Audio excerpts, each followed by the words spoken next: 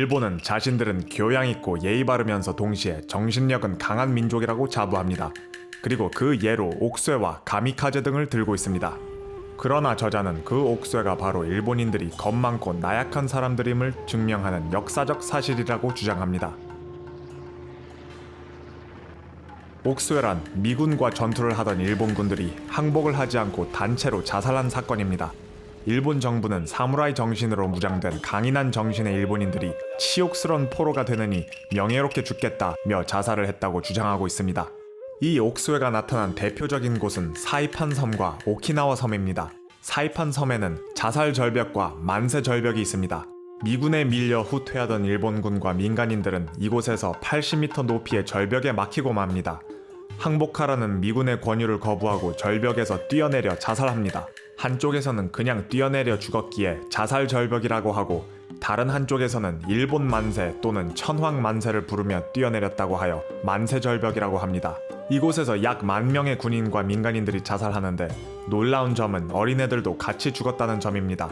일부는 바위가 울퉁불퉁한 80m 절벽 밑으로 애들을 던져 죽였고, 일부는 부모가 애들을 안고 절벽서 뛰어내려 죽었습니다.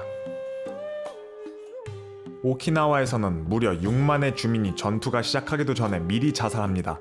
주민끼리 모여 폭탄을 터뜨려 자살하고 일부는 어린 자녀를 죽이고 자살합니다. 그런데 당시의 오키나와는 일본이 아니라 일본의 식민지였습니다. 따라서 일본의 주장은 핍박받는 식민지 주민들이 핍박주는 일본의 명예를 위하여 자살을 했다는 것입니다.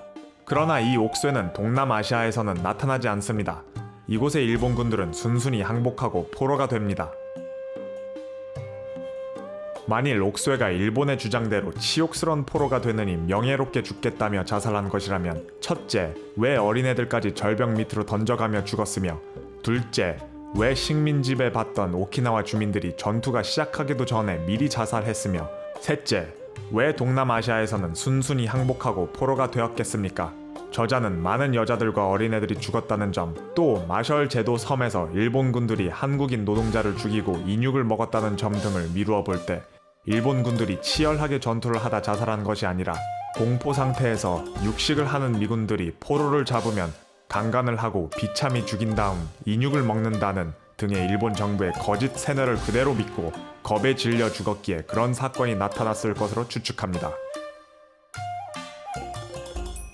가미카제 자살특공대 역시 일본 정부는 강인한 정신의 일본 청소년들이 애국심으로 폭탄을 실은 비행기를 타고 미군함에 돌진했다고 말하고 있습니다. 미국 국적의 일본인 다큐멘터리 제작자 리사 모리모토가 살아남은 자살특공대원의 증언을 청취한 바에 의하면, 일본 정부는 청소년들에게 자살특공대원을 하지 않으면 우리가 너도 죽이고 네 가족까지 죽일 것이나 자살특공대원을 하면 너희 가족에게는 많은 보상을 주겠다고 협박과 회유를 했기 때문에 이래저래 죽게 된 소년들이 자살특공대원이 된 것이며, 요미우리 신문사 회장 와타나베 스네오 씨의 증언에 의하면 당시 자신이 사병으로 항공부대에 근무를 하며 목격한 바에 의하면 겁에 질러 공포에 질려 바지에 오줌을 싸고 발 한 발짝 떼지 못하는 자살특공대원들을 폭력을 행사하며 강제로 탑승시켰다고 하며, 자살특공대원들이 기쁜 마음으로 천황 만세를 부르짖으며 비행기에 탑승했다는 주장은 새빨간 거짓이라고 증언하였습니다. 결국 저자는 옥쇠와 가미카제 등이 일본인들이 정신력이 강한 민족임을 나타내는 증거가 아니라 반대로 겁 많고 소심한 민족임을 보여주는 증거라고 주장합니다.